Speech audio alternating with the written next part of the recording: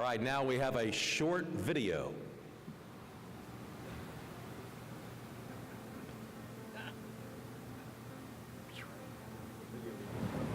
Flooding emergency along coastal cities today in South Florida as rising tides are leading to flooded streets. Another night of tidal flooding on Miami. Florida reportedly has the most number of big cities at risk from rising sea level. Scientific models predict most of Miami Beach could be underwater by the end of the century.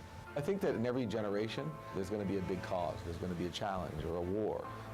I think today we have sea level rise and climate change.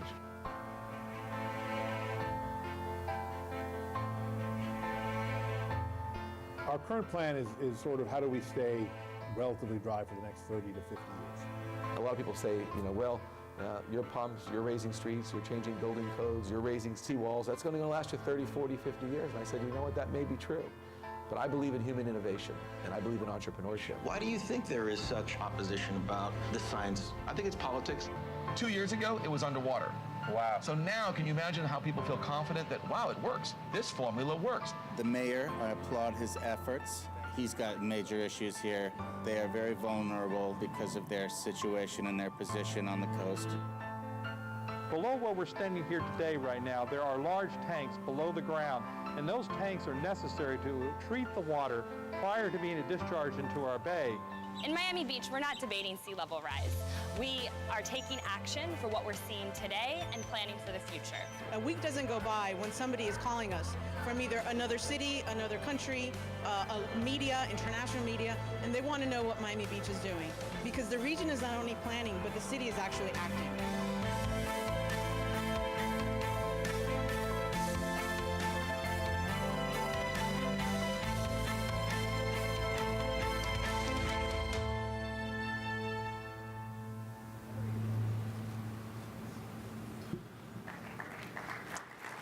And let me reintroduce the mayor of Miami Beach, Philip Levine. Thank you, Mayor. Thank you so much. By the way, did you see that last walk I did? It took me a lot of practice. I went to acting school, and I kind of got into that method, just to make sure I looked like a mayor when I was walking it. Whenever I talk about the film, we do a Leonardo DiCaprio, people say, well, what role did you play? I said, I played the mayor of Miami Beach. And it was a great role to play. First of all, I'd like to welcome you all to Miami Beach, and tomorrow morning we're going to have a big welcoming, so I expect to see all of you. So my big warning to all of you is have fun tonight, just don't have too much fun, okay? So we can see all of you tomorrow morning. Looking forward to it. We're going to do a nice panel. We're going to talk about our Miami Beach story, what we have done and what we continue to do. But before I even begin that panel, I'd like to say a couple of quick mentions of folks that this conference wouldn't even be in Miami Beach if it wasn't for my friend who's the former mayor of the city of Miami and the former president of the United States Conference of Mayors, Manny Diaz. And I don't know if Manny Diaz is right out there somewhere, but that mayor helped me, guided me, and helped us get this to here. We have some of our elected officials here, and everything we've done up here together as a team, as a community, we did with all of us together. We have Commissioner Joy Malikoff, Commissioner Mickey Steinberg, Commissioner Ricky Ariola, and Commissioner Kristen Rosen-Gonzalez. They're all sitting over there. Thank you, commissioners, for being here, because without all of you, none of this ever gets done. And all of you mayors know you can't do it by yourself. You got to have people that all come together. And also you have to have residents and citizens who get involved. Put together groups. And we were very fortunate to put together, I call it our flood committee, and I nicknamed this guy Pump Man because he's so good with the pumps. So I'd like to have a special thank you to my friend Scott Robbins, who's sitting on the table over there. Thank you, Scott, for all the great work that you have done. Boy, it's a great crowd. I said when I was in the backstage, I said, this is kind of like a big bar mitzvah at the Fontainebleau Hotel. It's huge, and we welcome all of you here. And I said it before, but I just want to say it again to all of you. We're going to have 4 great days, 4 great nights. I said it at the press conference. For some of you that weren't at the press conference, we know Vegas has that statement that says, what happens in Vegas stays in Vegas. Well, in Miami Beach, we have a little different saying. And what that is what happens in Miami Beach never happened, okay? So we want you to have a fantastic time. Let me tell you quickly about our story in Miami Beach. I ran for mayor, and one of the most important issues that I said we're going to attack is the issue of sea level rise caused by climate change. Our waters were falling up on our roads, our main roads during sunny days called king tides. And we said, we're going to fix it. We're going to do whatever we can to move forward to show that our city can become incredibly resilient. Ran a couple of fun TV commercials. One of them you'd appreciate, some of you out there in mayors, that had me in a yellow slicker. And I'm paddling down one of our streets. And literally the water's falling on my head. And I have my boxer dog, Earl, next to me. And the water's pouring on his head as well. And I said, some mayors, may want to be mayor of Venice. I said, I want to be the mayor of Miami Beach. And I said, we got to fix this problem. And then I turned to my dog, Earl. Water is pouring down on his head. And I said, paddle, Earl, paddle. And of course, he cried at the exact perfect moment. And that commercial went very, very well. So what we did is we came together and we said, we got to take action. And we said, what are we going to do? We put together a team of our engineers in our city. We said, we got to move forward. This is not a political issue. Because the one thing we know is that rising oceans, they're not Republican and they're not Democrat. They just know how to rise. So we said, we're going to raise our roads. We're going to put in pumps. We're going to raise literally our seawalls. We're going to change our building codes. But we got to do it as a community together. And you can imagine, you got to pay for that stuff too. So that's about a $400 million lift for our city. And we did it with probably the most unpopular thing I know my fellow mayors know is called raising people's taxes. And we raised their stormwater fees in order for us to raise the money to be able to pay for that additional infrastructure we had to do. But we explained to the community. We said, folks, we don't want to be Atlantis. We want to be Miami Beach. We got to take action. And our community came together. And we began doing it with an incredible team of people. And I'll tell you, it's as our folks to the left know, it's not easy. When you start raising roads, there's a little thing that happens called traffic. And people have to understand that you're doing it for the right reasons, but we're digging up the roads, we're making them higher because they can't be underwater. I remember one time, my mom was driving down one of our main roads and the traffic was backed up, and she called me from her cell phone and she said, there is so much traffic in your city, I don't know what you're doing to your roads. I said, Mom, we're raising the roads because we got to keep them. She said, let me just tell you one thing. If you were running for mayor again, I wouldn't vote for you, okay? And I said, thanks, Mom, for your vote of confidence. I'm sure there's some residents that feel the same way, but, no pain, no gain. And we made miraculous, incredible progress going forward. And it happened with all of us coming together. And by the way, one thing we never do is we never declare victory against Mother Nature. We have a long path. We've made a lot of great progress, but we have a long way to go as a community. We've been fortunate enough not only to be focusing on our resiliency, we've also been a poster child for sea level rise and climate change, which has been an honor to do, whether it's in documentaries or interviews, because in Miami Beach firsthand, we've seen what it does. Now, I always say, if you don't believe in sea level rise, come on down to Miami Beach to one of our roads that we haven't yet improved during a king tides. And as that water on a sunny day starts to rise a little bit by your ankles, you'll say, okay, I think I believe in sea level rise. So once again, I welcome all of you. We're going to begin our panel, and I'm going to introduce to you real quick some of our great people. And let me just say one thing to you. When I start talking about 3 or 4 of our city staff that are literally off the chart fantastic, I just want to let y'all know they just signed a 10-year non-compete, okay? So any of you mayors out there, because by the way, I could agree with you. They're so fantastic, and everybody wants them. Let me introduce, first of all, I believe the greatest city manager in American history who's done so much for so many, who's a public servant at heart, and that's Jimmy Morales. Jimmy Morales right over here. We were fortunate enough to have the first chief resiliency officer in our city's history, and that is fantastic Susy Torriente. Right over there. And of course, it wouldn't come together if we didn't have an outstanding public works director who knows what has to happen in our city, and that is Eric Carpenter. Eric, thank you very much. And the guy I like to refer to is General Patton, because he just knows how to keep pushing forward and pushing forward. He's our chief engineer and brilliant Bruce Mowry. Thank you very much, Bruce. And then we have 2 folks from the private sector who have been so helpful to our city, their organization, that we're so happy to have them up here, because you all know you can't do it by yourself. You got to have public-private, and we have 2 great organizations. First of all, Robert Bailey, who's Executive Vice President, City Urban Solutions, CH2ML. And by the way, I've said them over and over again. We got to change that name to something a little easier to pronounce. But it's a great company. We got to make it a little simpler. Okay. And also, we have with us from the amazing company of AECOM that does so much work for our city as well. And he said, you got to pronounce it the right way, and I will. John Sawislak. John, did I do it right? Josh, yeah. Good, good. There we go. Welcome, everybody. I'm going to walk over. I'm going to take a seat. We're going to do some questions, and this must be my seat. Okay. Very good. I think like the last lady who spoke, I may have to put my, possibly put my glasses on at the same time. By the way, first became mayor, I didn't have to wear glasses. What does that tell you? Okay. I am going to begin the first question, Josh. Yep. With you. And Josh, you're all over the world. You're all over the United States. You're coming up with solutions, with the private sector, with stakeholders. I'd like to ask you, tell us what's going on. What are the trends? What are the things that you see happening that are working in cities across the country? Great. Well, I'm excited to be here. And Mayor Levine, thank you for having us in this panel. And it's so exciting because I get to work with the really cool people who are here. Hopefully all my other clients are putting their hands over their ears because these are the best people that we work with anywhere.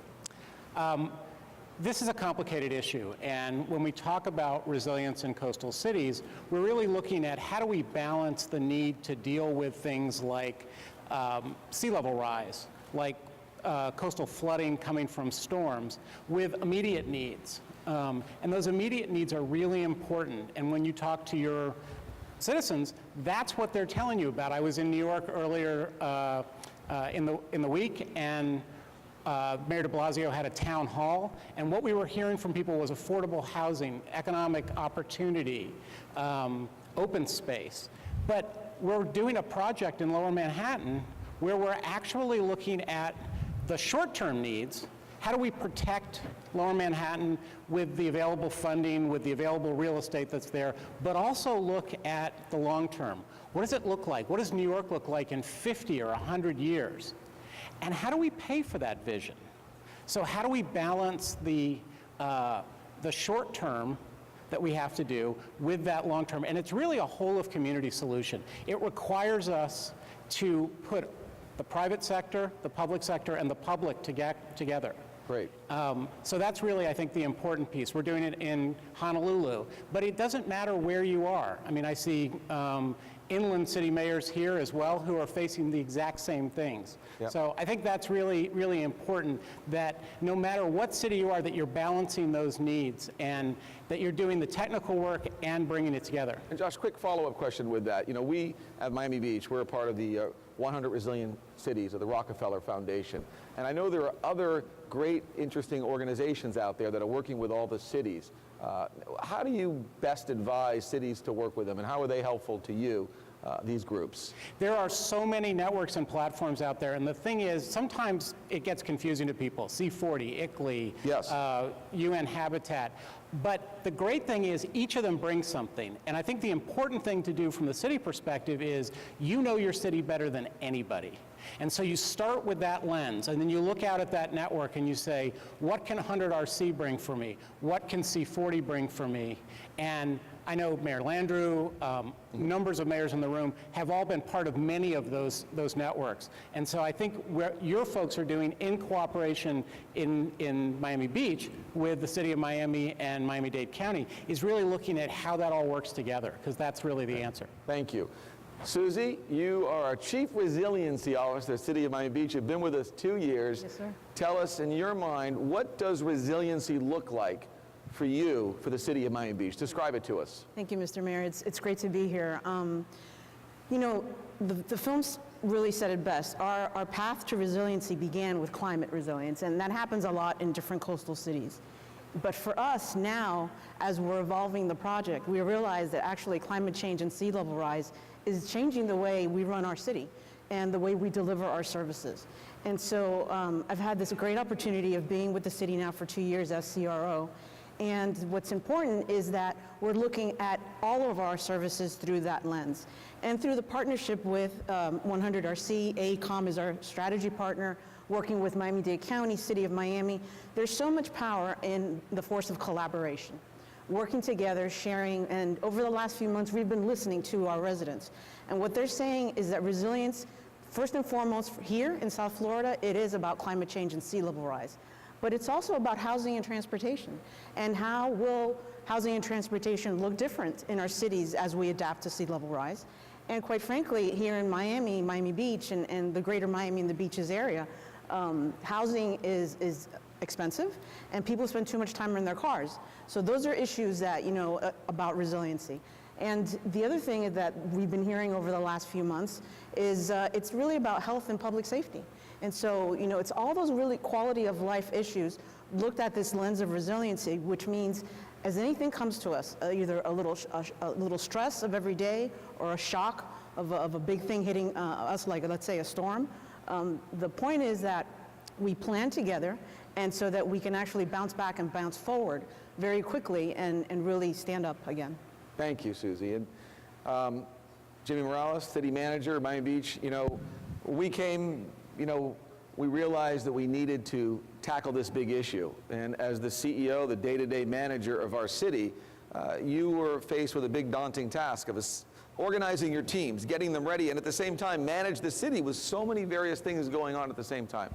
Tell us, what were your thoughts, how did you do it, and what were your priorities? Well, and Mayor, thank you for your kind words. Everyone, welcome to Miami Beach. I was born and raised on this island, so welcome. In April of 2013, I took the position as city manager of Miami Beach, and at the time, flooding was certainly on the radar screen. Whether or not it's linked to sea level rise and climate change had reached a level of urgency. The city had a couple years earlier incorporated, one of the first in the country to incorporate sea level rise into our stormwater master plan, but not at a level of urgency. Then in June of 2013, some of you remember, Rolling Stone magazine came out with Goodbye Miami, and the article about South Florida disappearing as sea level rose. And literally overnight, I think all of our jobs changed. We became, ground zero, international and national notoriety. And as a first-time manager and an attorney by training, the first things we really try to do is learn more about the issue, learn what we didn't know, how do we inform ourselves, reaching out to the South Florida Water Management District on their expertise, the national parks, what they were dealing with, the four-county regional compact of Miami-Dade, Broward, Monroe, and Palm Beach, trying to get the right science in place. We actually ended up hosting the meeting that year in the fall, so we're really trying to learn about the issue, get as much science. We sent a delegation to the Netherlands to learn what they were doing. We hosted a delegation from the Netherlands. But one of the things that became very apparent quickly, Mayor, and was in many respects we were going to be writing the book. Particularly because of our porous subsurface, we were going to be writing the book on how to deal with sea level rise, certainly in our region and area. Putting the team together, hiring Eric as our public works director, sitting away from the city of Doral. He brought on board, obviously, Bruce Mowry, a phenomenal engineer, as well as Roy from the Keys, who's been doing our utilities. Susy as a CRO, we had known each other back since county days, but in Fort Lauderdale, she was doing some great stuff, and we were able to bring her aboard. Betsy Wheaton, we created an environmental department to focus on these kind of issues. So putting the team in place, we created a task force within the city, multidisciplinary, because we recognize while the initial issues were going to be engineering, brick and mortar perhaps, long term we had to look at building codes, zoning codes, et cetera. We put that together. We took a look at our stormwater master plan and our traditional strategies. Eric early on said, you know what, they built it in, but at a very low level. And quickly we administratively adjusted that. And then when you came on board with Scott and you all created the Blue Ribbon Panel, you took it to the next level. We began outreach because one of the critical issues is the buy-in. People don't agree voluntarily to tax increases or traffic unless they recognize there's a problem. And because we were hitting, we had areas like Sunset Harbor or West Avenue that were flooding badly, and suddenly everyone realized what that link was and why it was happening. So we did outreach in those communities and tried to really strengthen that consensus. And then the political leadership, because ultimately it does take a lot of money.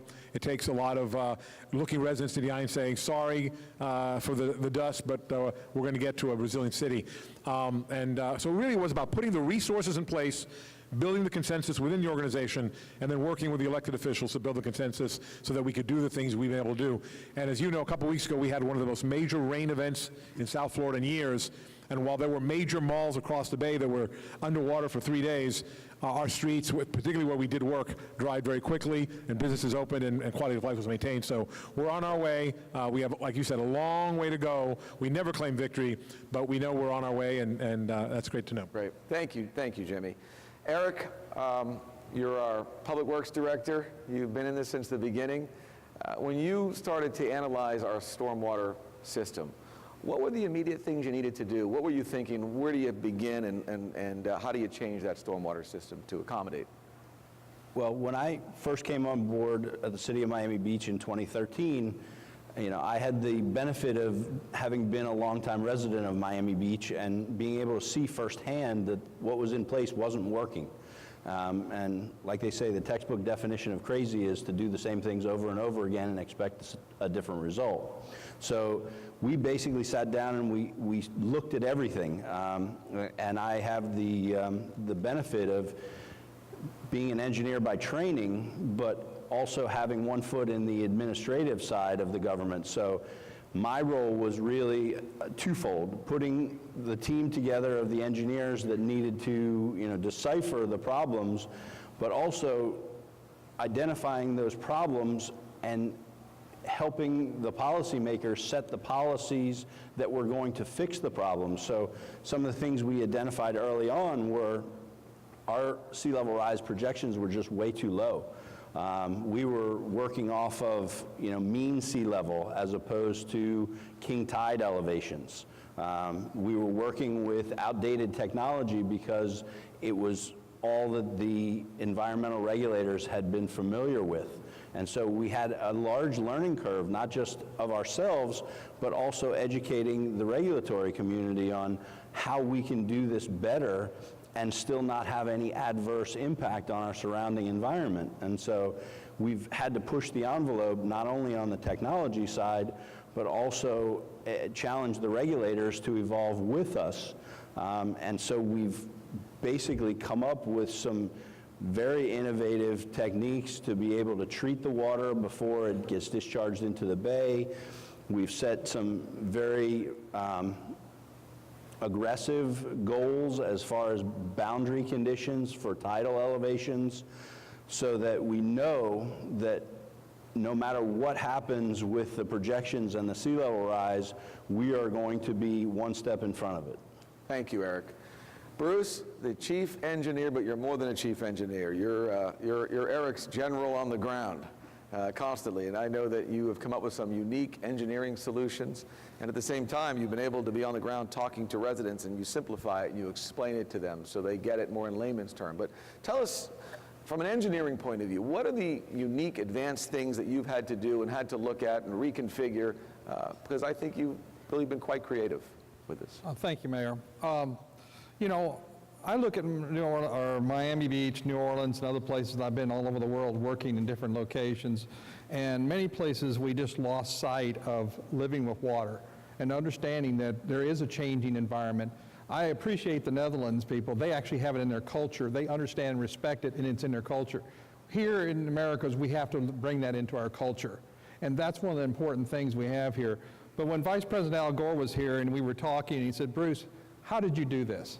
I said, well, it's one thing having a great community, a great outreach program, everything we've already talked about here, these are wonderful things. But the key issue here is the people sitting in this room are the solution. It's the leadership with the mayor and our commissioners that have been here to support the city engineer and our activities and our programs and the management staff of the city. That's what our success is. Technical is easy. I can tell you, I can solve your problem in minutes as far as technical. It's the issue of getting it all together and getting the funding and getting the community together. This is what it means, and that's how I implement our solutions here. We've been able to do this. And your point is, what happens in Miami Beach didn't happen. It happened here. Yeah, that's true. It happened here. Only the nighttime stuff. At night, you can do that. But during the day, look and see what we've done here. And we're proud of it. In a matter of just a few years, we went from a city that talked like many other cities around the community, to a city, as your motto is, get it done. Right. And because of that, the staff has been able to follow the leadership of its elected officials, and all of them are basically have the goal that we need. And also you're looking not only at short term, Mayor, you've said several times, 100 years from now, is what you're looking at. Absolutely. And not many leaders think like that. They think about getting elected, getting reelected, but not many elected officials look at saying, what is this city going to look like 100 years from now? And I'm telling you that if we don't take and make changes, especially coastal communities such as Miami Beach, if we aren't taking that aggressive mode and moving, the climate change is occurring. We aren't going to be able to stop it. It's great to do these other things, but sea level rise is going to come, and we have to build to that, or we won't be here to appreciate the climate, the better climate that we're going to see from the initiatives that the mayors have taken. Thank you, Chris. Thank you so much. Josh, Robert, Bruce brought up money. So cities need to prioritize. Right. You know, how do they raise the money? How do they prioritize the money so that we can work with great companies like yours? What do you recommend? What do you see? How do you get the money? How do you prioritize it? All right. Well, thank you, Mayor. And first, let me commend you and your entire staff again for being as proactive as Miami Beach clearly has been. You know, it takes leadership, it takes a little backbone, and it takes some creative delivery approaches that the city's undertaken to get it done while we're young. And I think you ought to go into the consulting business, actually, but it's really good work, so well done. Moving forward, I think we heard from a number of the speakers here on how do you move forward, how do you aggregate funding around integrated solutions, which is really what I think you need to do to look forward, is integrate across departments, which you've heard today, traditional master planning within each department, and trying to line up traditional funding only around that isn't going to work for the kind of needs and projects that are out there and still out there for Miami Beach and other cities. We've termed it a process to kind of replace the traditional master planning as resilience road mapping. So it starts with, I believe you said it, Eric, you design resilience into every project the city funds or permits. And everything has a resilience element. The second is, again, to look at things integrated across all the departments, including housing potentially, and come up with an integrated portfolio of projects that you can then prioritize around a multitude of funding sources, and try and align the funding sources to the projects in an appropriate way that recognize interdependencies among the projects. It helps you expand the amount of money that might be there. If you were just doing a stormwater line, you know, there's only a certain amount of funding there. If you're combining the stormwater line with a street and maybe some economic redevelopment along an area, it opens up a broader array of funding sources. And finally, develop a very comprehensive schedule with all the interdependencies, line those up to the funding sources, and try and create some a catalyst with some unusual funding sources. All the traditional obligation bond sources and things like that are there, but there's private equity that's interested in some green solutions, for example, related to resilience. There are public-private partnerships, there's tax incentives. So without going into detail, I think it's believe that there's a lot of potential funding sources. You need to look at them all and line them up to the integrated solutions and spend it. Thank you. I'd like to thank everyone in the audience for listening, and the United States Conference of Mayors for giving us the opportunity to share our story, and thank our fantastic panel, because this is an A team. So thank you all so much. And if you'd like to follow along what Miami Beach is doing in the future, our hashtag is MBRisingAbove. Hashtag MBRisingAbove. Thank you, Mayor. All right, thank you all. How about a big round of applause for this staff and the great work? Thank you.